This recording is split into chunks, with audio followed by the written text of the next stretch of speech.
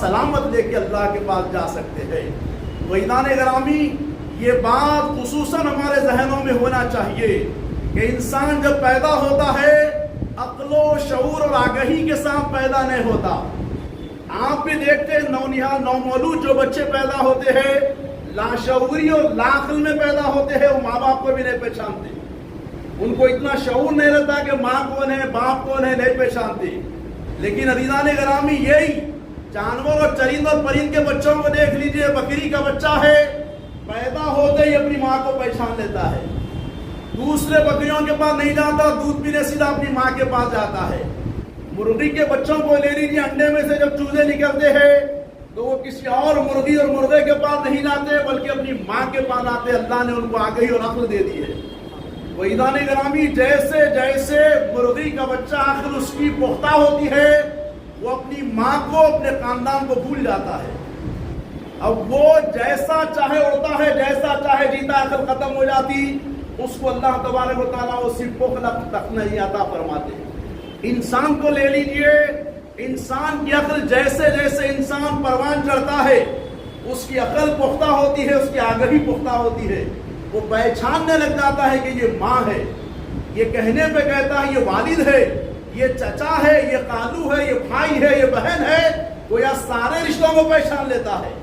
اس کے بعد جب اور بڑھتا ہے، ولیدان گرامی، استاد کن جاتا ہے تو استاد کو پہچانتا ہے، استاد اس کو کتاب کی تعلیم دیتے ہیں، کتاب کو پہچانتا ہے، اس کے بعد اسباق کو پہچانتا ہے، اس کے بعد عقل اور پختہ ہوتی، اپنے پرائے کا فرق محسوس کرنے لگ جاتا ہے، دشمن اور دوست کا فرق محسوس کرنے لگ جاتا ہے، اچھائی اور برائی کا فرق محسوس کرنے لگ جاتا ہے۔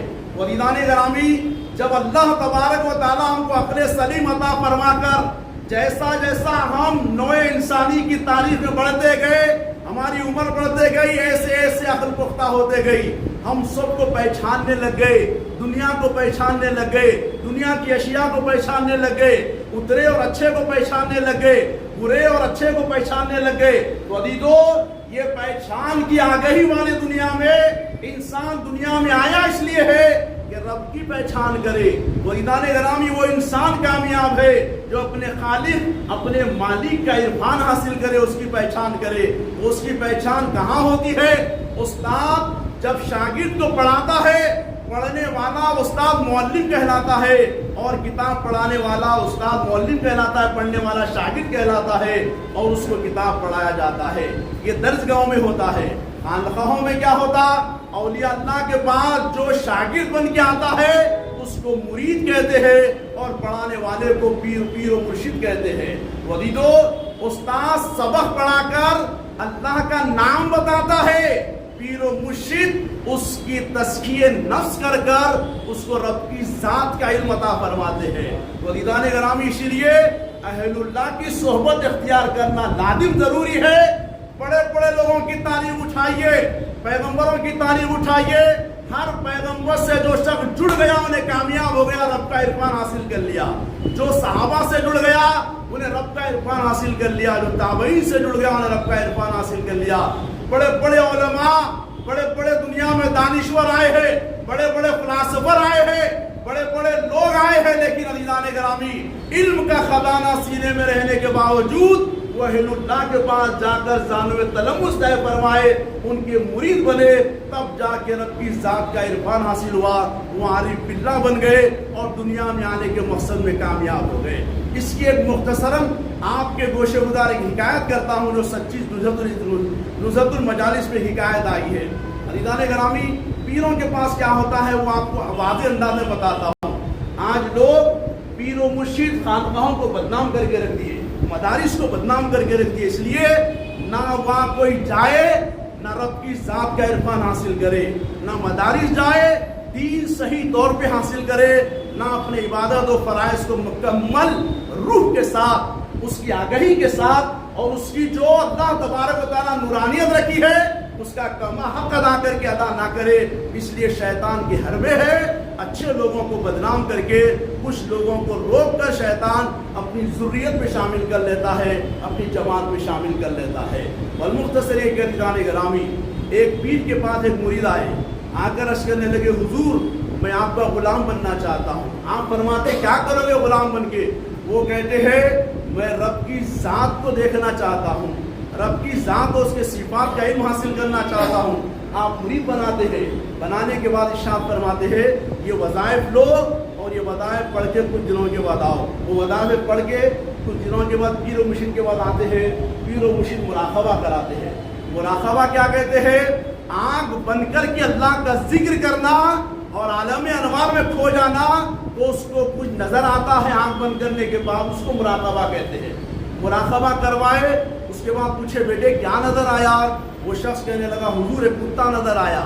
آپ فرمائے ٹھیک ہے، یہ وظائف لو اور یہ وظائف پڑھو، اس کو مکمل کرو ہر نماز کے بعد، اس کے بعد آؤ۔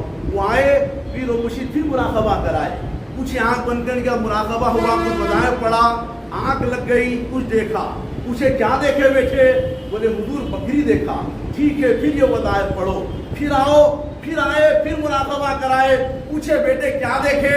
بولے حضور ایک بغلا دیکھا سفید، اور اس کے اوپر کیچڑ ہے اور وہ اڑنا چاہتا ہے لیکن اڑ نہیں پا رہا ہے۔ آپ فرماتے یہ وظائف لو، یہ پڑھو، اس کے بعد آؤ۔ آیا وہ شخص، آنے کے بعد کیا دیکھتا ہے؟ مراقبے میں ایک سفید بغلا ہے اور نورانی جنگل ہے اور نورانی آسمان ہے، آسمان سے جنگل تک نوری نور ہے، اور وہ اڑنا چاہتا ہے، اڑنے کی کوشش کر رہا ہے اور اپنی طاقت کے مطابق پر کھول کے آگے بڑھ رہا ہے۔ پیر و مرشد فرماتے بیٹے اب تم منزل طے کرنے کے لیے آ گئے، منزل کا آغاز ہو رہا ہے۔ وہ پوچھتے حضرت کیا ماجرا ہے؟ بولے بیٹے جو پہلے دن کتا دیکھے تھے وہ کون تھا؟ وہ آپ ہی کا نفس تھا۔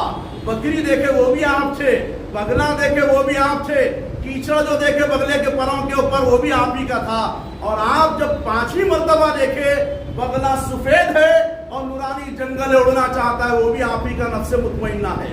ویدان گرامی پیر و مرشد بتا رہے ہیں انسان کا نفس کتے کی طرح ہوتا ہے۔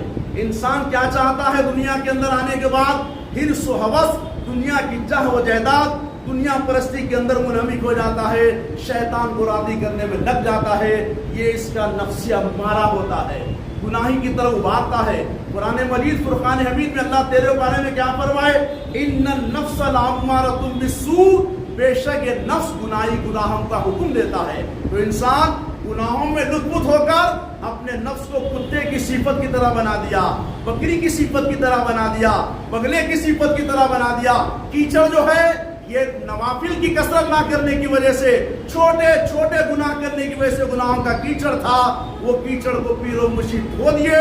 اس کے بعد اس کا نفس، اس کا تزکیہ باطن ہوا، تو ایدان گرامی وہ منزل طے کرنے لگ گیا۔